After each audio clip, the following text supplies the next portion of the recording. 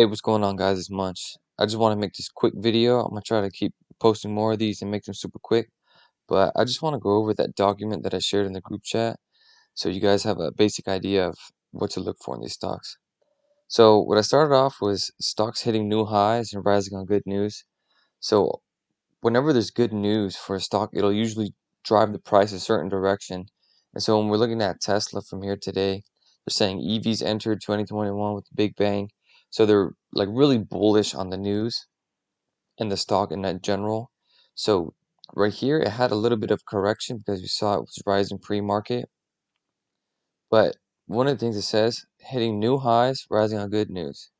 So right here was when it was already on its new high. We see this is probably like a 2-day high. And so the moment that the market opened, it just had a crash. Just dumped down maybe like 2 or 3%. So stocks have been rising for several days. You want to see a reversal in the price. That's kind of like something that's, let me go to the multi-day chart. So there's a lot of cluster from this news. Let me see if I can take that away. So we see it's been pretty bullish for the past several days. It's gone up from here to the next day, to the next day, to the next day, to the next day. So, this is something to look out for. There might be a big reversal day, maybe tomorrow or Friday, where it'll just tank. If there's any bad news, it'll just tank just because it's already so high and people are wanting to lock in those profits. So it's hitting new highs, lows, wait for positive news to bring it back up as buyers want to buy it low. So that's exactly what happened today with Tesla. So we saw it hit this new high, went all the way down from 750. We see on the left side that 750 range. It was at a low of 750, dropped here, couldn't go past that. Went all the way up here, touched 770 and made a high of 774. So the moment it couldn't go higher than here, this is the resistance level. This is the support level because people are willing to buy it at this low price. And this is the resistance level, so the stock can't go higher because people want to sell at this high price. So if I load up my indicators, you see it's created these kind of like bars. And these are kind of like median lines as to where stock had resistance levels and support levels. So I would move this green line to a little bit right here because you saw how it fell down, it went back up, and it fell down again, but it couldn't break this point. So this would definitely be a good spot to buy because we know it couldn't fall any lower at this time of the day. Same thing for this point. And touched this new high of the day, retraced a little bit, and then it touched the same high. And just because it couldn't go up higher, we already knew it was set up for a reversal. Just because people are wanting to sell at this high price. So people locked in the profits and the stock just dumped all the way back down to the 750 range. So this was about a 3% change. And I already showed you guys that we could have made, 100% gains on that put call.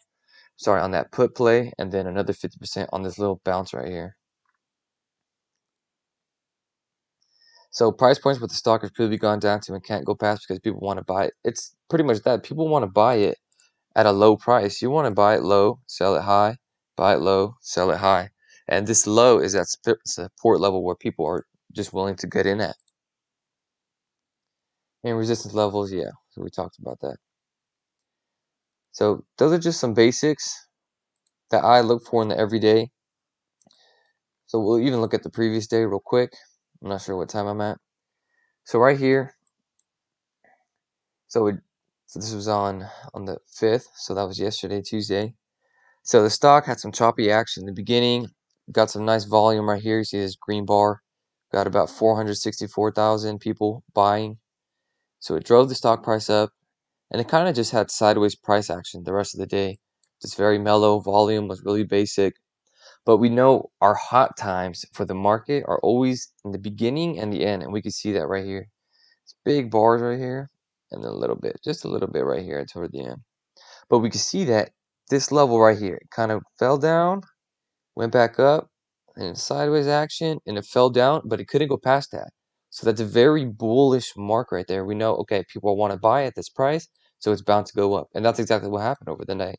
This is aftermarket pricing. This the blue area started to rise, rise, rise, rise, rise, And then this is pre-market for today. And it rose even more. Let's see if we have some news right here. Tesla with risk controls. Big stocks tumble, electric vehicle. So yeah, right here. EVs entered 2021 with the bang. So they're being positive on it. And then it had a dump. People locked in their profits. And these are some kind of basic patterns to know when making a trade. Check that it's touching previous lows for the day or even for the week, and buy it at low price so you can sell it high.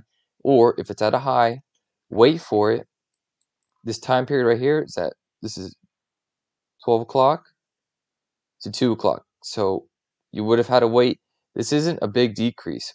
From 774 to 68, that's not a big decrease. I would wait for a bigger price drop like right here, 770 to 766, 65. That would have been a good indicator for me to make a put play. So I would have waited this duration to see what's the price action, and then I would have made my trade after.